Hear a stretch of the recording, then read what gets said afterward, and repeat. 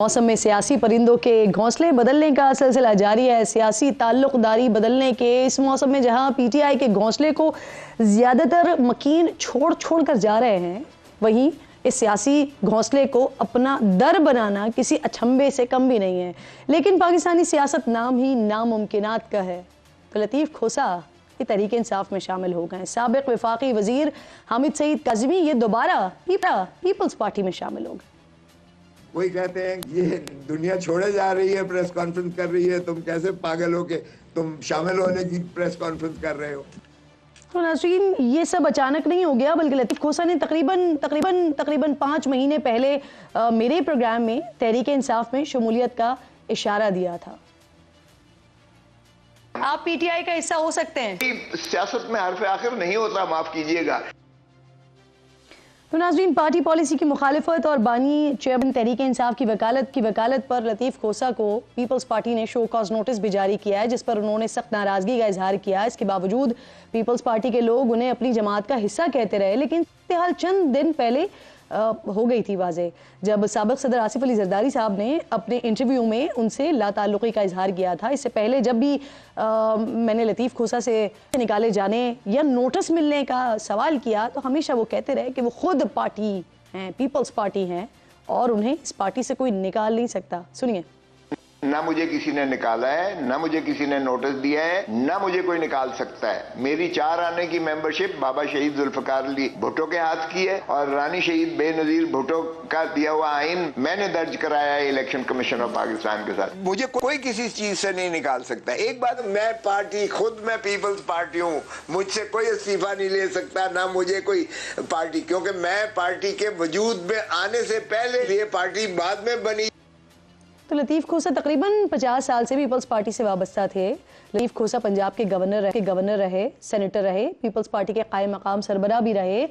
इतने अहम तरीन ओहदों पर रहने के बावजूद उनके जाने से पाकिस्तान पीपल्स पार्टी की हल्का सियासत पर कोई फ़र्क नहीं पड़ेगा। मैं ज़रा कादिर मंदोखेल साहब आपसे बात का आगाज़ करना चाह रही हूँ, क्योंकि लतीफ़ खोसा साहब ने जो पाकिस्तान पीपल्स पार्टी को छोड़कर पीटीआई को ज्वाइन किया है सर, जुल्फ़िकार भुट्टो के दौर से वो आप लोगों के साथ मुश्किल से मुश्किल हालात में पाकिस्तान पीपल्स पार्टी के साथ रहे। अचानक ऐसा क्या हो गया कि उनका टिल्ट पीटीआई की तरफ हो गया सर, और वो इमरान खान की तरफ झुकते हुए वो आप लोगों से अलग हो गए? क्या हुआ ऐसा मंदोखेल साहब? देखिए, ये कोई पहली मर्तबा नहीं हुआ है। पाकिस्तान में बहुत सारी सियासी वर्कर एक दूसरे पार्टी में जाते हैं, इसमें कोई नई बात तो नहीं है। लतीफ़ खोसा साहब यकीनन उसकी एक पूरा ज़िंदगी पीपल्स पार्टी के साथ गुजरी है। पीपल्स पार्टी ने इनको इज़्ज़त दी है, सबसे बड़े सूबे का गवर्नर बनाया, पार्टी का सेक्रेटरी जनरल बनाया, आईटी मिनिस्टर बनाया, 10 साल सेनेटर बनाया, और पीएलएफ पीपल्स लॉयर फोरम के वो सदर आए। मैं उनके साथ इंफॉर्मेशन सेक्रेटरी था। जब वो मरकज़ी सेक्रेटरी जनरल थे तो मैं उनके साथ डिप्टी सेक्रेटरी जनरल था पाकिस्तान का। लेकिन यकीनन मेरे ख़्याल में वजह ये बनी कि इमरान खान साहब के केसेस जो उन्होंने लिए हैं, तो पार्टी को इस पर थोड़ी सी नाराज़गी हुई है कि आपको पार्टी क़यादत से पूछना चाहिए। उनकी अपनी एक प्ली है कि मैं एक वकील हूँ और मुझे ज़रूरत नहीं है पूछने की है, तो मेरे ख़्याल में ये बातें उनकी वजूहत बनी है।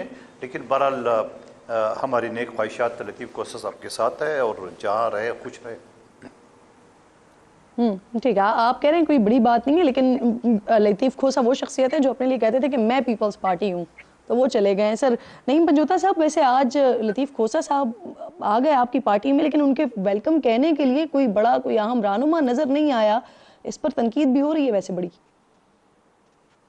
बहुत शुक्रिया जी, बड़ी नवाजिश। पहली बात तो ये है कि रहनुमा नजर सारे जरूर आते, अगर उनको अगवा ना किया जाता, बाहर निकलने के ऊपर अदालत के सामने सरेंडर करने के बावजूद अगवा किया जाता है, तो इस वजह से क़यादत की आप कमी कह लें या उसका कह लें कि वो साइड पर थे जो आपको नजर नहीं आए।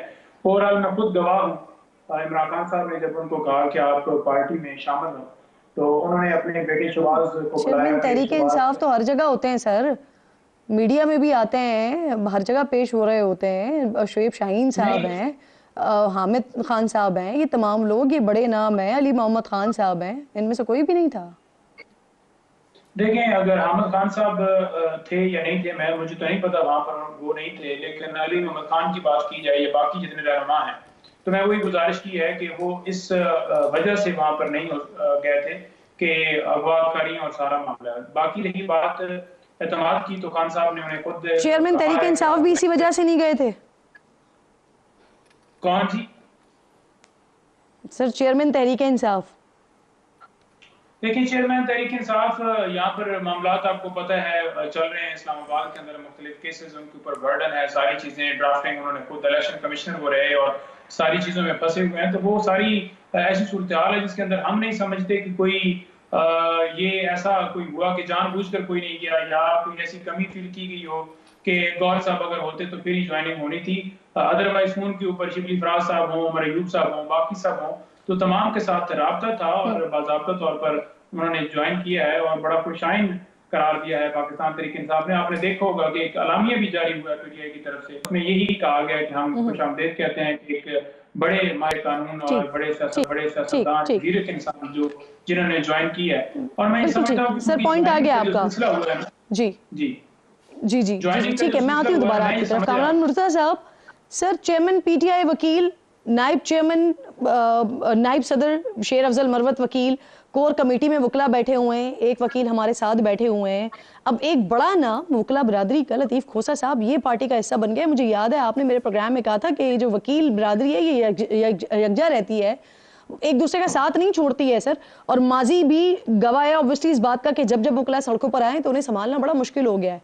तो सर अगली हुकूमत में अगर ये ऑपोजिशन में भी आते हैं तो हुकूमत चलेगी कैसे फिर?